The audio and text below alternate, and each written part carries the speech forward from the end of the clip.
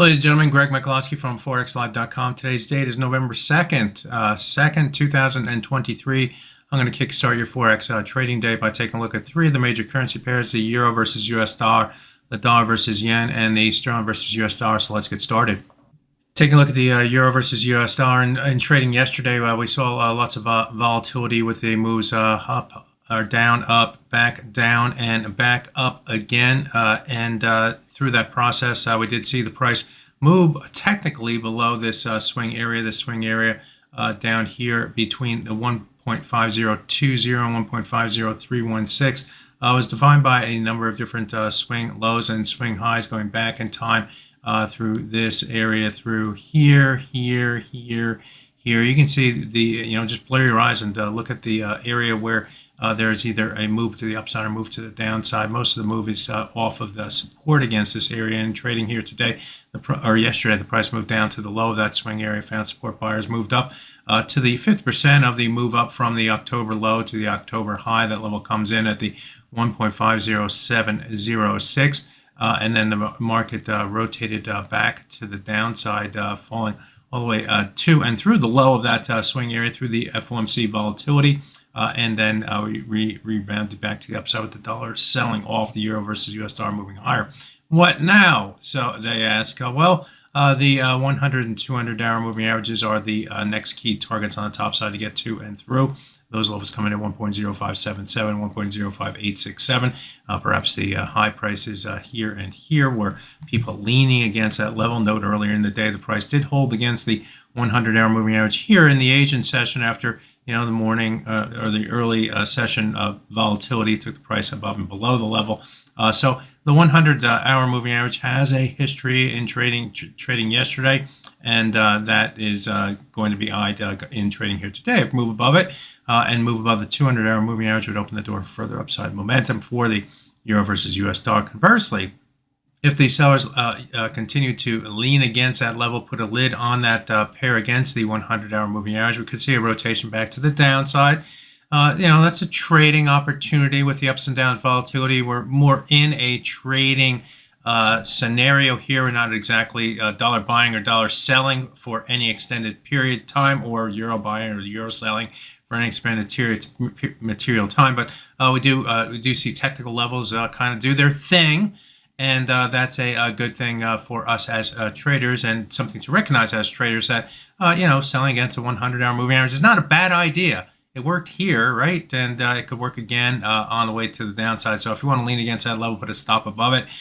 If you want to see the price move higher, you want to see the price get above those two moving averages and start its rotation back to the upside. That's what traders do, and that's what this market is, a trading market. Let's take a look at the dollar versus yen.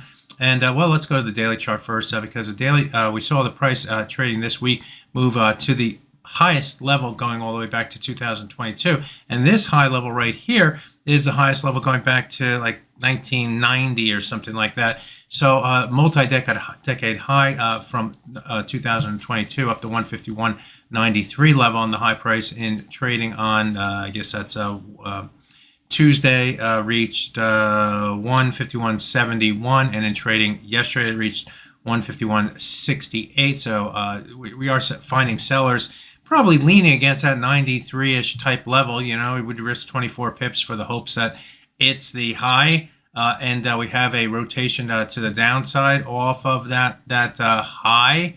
Why not? You're risking this amount for the potential for, let's say, move down to test these lows right here. This is a daily chart, so this is the most recent October lows, which both came in around the 148.84 level. So you're really, risking a little to potentially make more than a little, is how I like to say it. So if the price, if this area does hold resistance, now we're off of that level, currently trading 150.90-ish type area.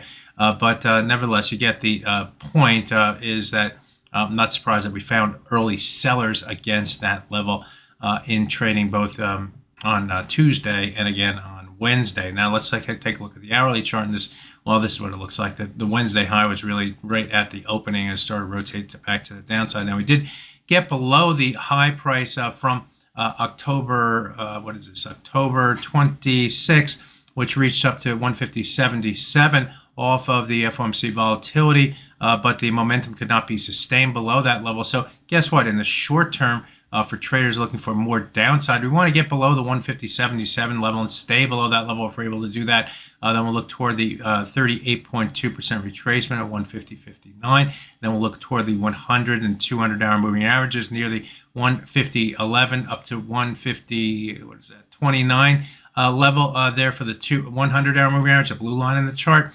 And that, along those around those levels, we start to get near the 150.15 level high price going back to October 3rd, and then the bunch of high prices that we saw near the 150 level all through here. We start to re-talk about the 150 level is what you're getting at. So those are the technicals in play. We get below 150.77 and it opens the door for further downside. Finally, let's take a look at the sterling versus US dollar.